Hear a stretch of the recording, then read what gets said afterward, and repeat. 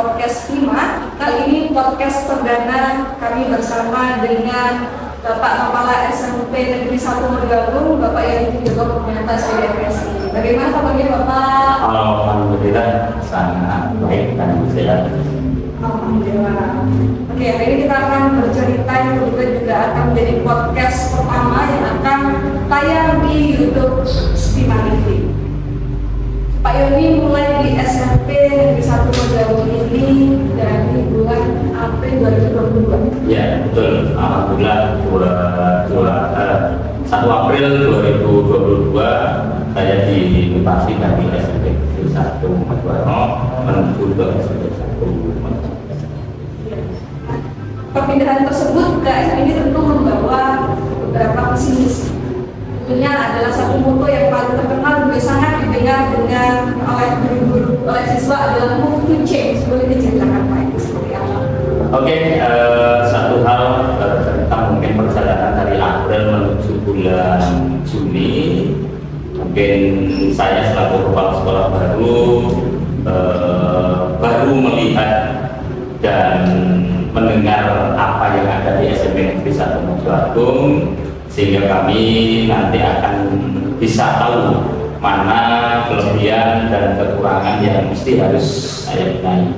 Nah, dari sana satu hal bersamaan juga dengan kurikulum Merdeka yang baru diluncurkan, sehingga mau tidak mau visi misi SMP Negeri 1 Megagung ini mesti harus direduksi menuju hal yang seiring dengan kurikulum Merdeka, sehingga muncullah visi yaitu terwujudnya peserta didik yang berprestasi, berbudaya Pancasila, berwawasan global, dan peduli lingkungan. Dari visi yang kami buat bersama dengan stakeholder yang ada di SMP Megagung, kami juga meluncurkan istilahnya moto pergerakan, sehingga visi dan misi dari SMP Megagung itu nanti bisa terpenuhi sesuai dengan target. Kami, kebetulan saya yang menyebutkan yaitu move to change. Jadi bergerak menuju ke perubahan. Karena setiap orang itu mesti harus melakukan 3 pergerakan, yaitu bergerak, tergerak, dan yang terpenting lagi adalah bisa menggerakkan. Nah, konsep dari bergerak, tergerak, dan menggerakkan ini harus ada tujuan, yaitu menuju ke perubahan. Saya yakin semua manusia kalau sudah menuju ke perubahan, pasti perubahannya adalah perubahan yang positif. Tidak ada perubahan yang menuju mundur ke belakang atau yang negatif seperti itu. Ini adalah suatu perjuangan. Untuk perjuangan tentunya untuk kebaikan Stima. Ya, insya Allah seperti itu. Ya. Oke, nah salah satu implementasi dari moto ini itu adalah adanya gebrakan baru, ada yang istilahnya legalitas HP di sekolah. Nah itu betul Pak, bisa dikatakan juga. Oke, jadi berkenaan dengan move to change tadi, dan kita tidak boleh menutup kepada siswa bahwa fungsi dari smartphone atau HP ini sebenarnya luar biasa. Cuma karena ada ketakutan dalam penggunaan HP di sekolah, sehingga banyak sekolah yang melarang HP dibawa ke sekolah. Sebetulnya ini juga kontraproduktif. Di saat adanya COVID, kita mewajibkan anak membawa HP, memiliki HP dengan RAM yang lumayan tinggi, dengan data yang lumayan banyak, tapi begitu COVID pergi kok malah melarang. Ini kan kontradiktif yang nggak bagus gitu. Nah, dari sana sebetulnya ini bukan gebrakan baru. Sejak saya jadi kepala sekolah di SMP 2 Pelosok tahun 2016 sampai 19 sampai 2022 di Mojowarno, dan memulai 2022 sampai sekarang di Megagung, itu saya selalu melegalkan HP. Cuma dalam melegalkan HP ini memang perlu pemikiran yang panjang, mencari hal-hal yang negatifnya gimana, positifnya gimana.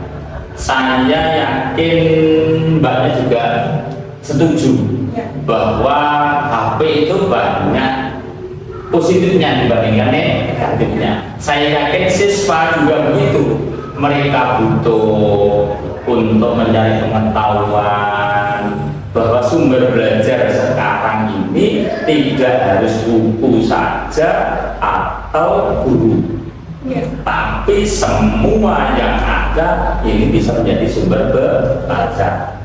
Dan mohon maaf, Mbak Google itu luar biasa, sehingga siswa itu mungkin bahkan gurunya yang bahasa sehari-hari itu mentok, itu ternyata dengan membuka HP yang punya data, buka internet, Mbak Google ternyata menemukan jawaban. Kenapa itu tidak kita manfaatkan untuk anak? Satu. Yang kedua, sekolah yang melarang HP itu ada ketakutan apa? Gimana nanti kalau anak punya konten yang negatif, punya konten porno, nanti ada anak temennya mungkin bertengkar, di shooting dan di share dan lain-lain. Sebetulnya inilah konsep yang kita bawa. Yang pertama, kalau kejadiannya di dalam kelas ada anak mungkin bertengkar dan sebagainya, ini sebetulnya adalah yang kita tata bukan anaknya, tapi bagaimana kelas itu tidak sampai kosong, memanfaatkan guru piket dan lain-lain. Yang kedua, untuk konten-konten yang berbau negatif ataupun dan sebagainya, saya yakin ini tidak akan disimpan anak-anak saat Bapak Ibu guru komitmen untuk sekali waktu melihat HP anak-anak ini. Jadi itu makanya sebelum kami melegalkan HP, kita tata dulu. Yang pertama adalah legal formal atau aturannya. Kita punya aturan khusus di dalam tata tertib kita. Di sana tidak mengenal sanksi, misalnya sanksi fisik tidak, tapi sanksi yang membangun.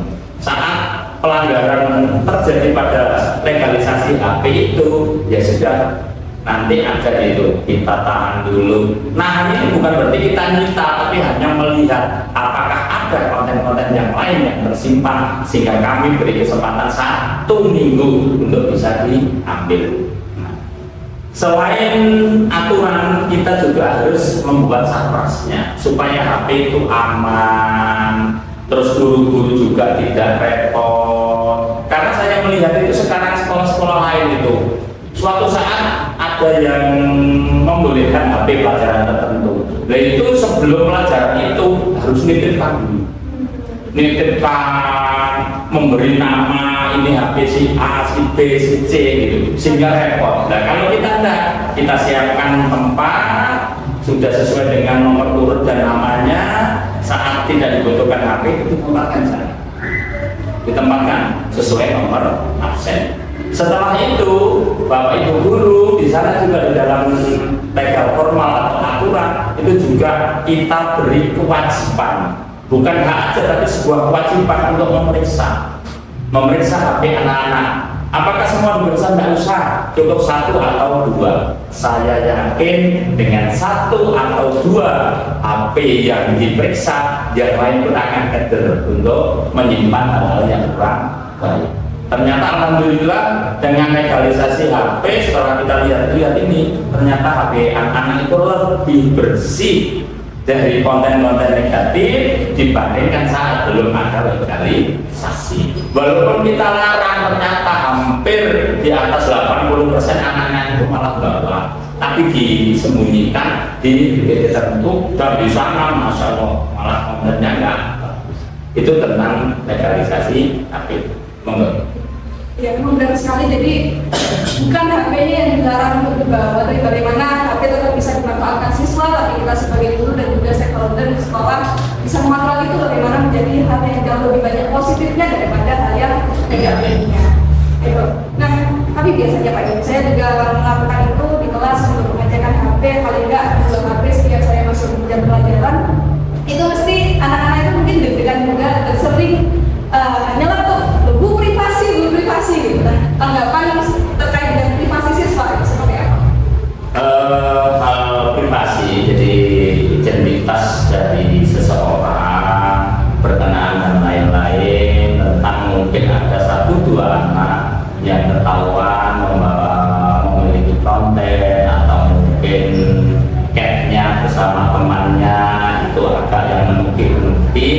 insya Allah tetap kita jaga.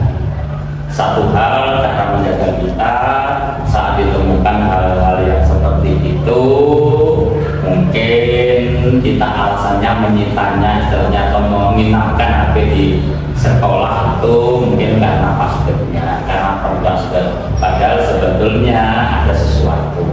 Ini kita jaga, dan sebuah aib dari anak-anak ini tetap kita yang tahu paling nanti satu kami dari yang menangani, ya tentunya selalu sepengetahuan saya sebagai kepala sekolah. Yang kedua si anak itu, dan yang ketiga orang tua. Karena bagaimanapun anak kita yang di sekolah ini itu adalah anak-anak yang masih di bawah umur, sehingga tanggung jawab mutlak kalau ada apa-apa yang pertama adalah orang tua. Dan rasanya tidak pernah sebuah kesalahan atau apa yang berkaitan dengan HP atau kesalahan yang lain ini kita set ke luar. Jadi privasi tetap kita jaga, dan kami tetap kalau ada sesuatu yang nggak benar ini yang tahu ya, ini proses pembinaan gurunya yang menemukan, wali kelasnya, guru BK, waka, dan kepala sekolah tambah orang tua. Dan saya yakin harusnya mereka tidak harus menyembunyikan rahasia yang belum sesuai dengan umurnya. Inilah, jadi itu. Jadi kalau ada yang merasa privasinya terganggu dan sebagainya, ya harusnya tidak usah memilih sekolah sini gitu loh. Karena di sini jelas bahwa HP-nya adalah boleh dibawa, dan di aturan itu guru punya hak untuk memeriksa. Kalau mereka khawatir privasinya diketahui orang lain, ya kita persilakan untuk tidak di sini, atau sejak awal please gak tetap di sini gitu, sudah. Enak-enak seperti itu. Yeah. Dan harusnya ini juga menjadi salah satu hal yang baik untuk kedekatan antara siswa dan juga orang tua. Misalnya anak yang kita nanti pada hari itu akhirnya yang orang tuanya sebelumnya belum tahu tentang anaknya, juga selalu bermanfaat untuk orang tua lebih dekat dengan anak-anak kita. Kemudian untuk harapan ke depan Pak Ibu untuk program ini ataupun SKP dan satu program. Satu hal yang selalu saya inginkan bahwa kita mesti tadi bergerak, tergerak dan menggerakkan.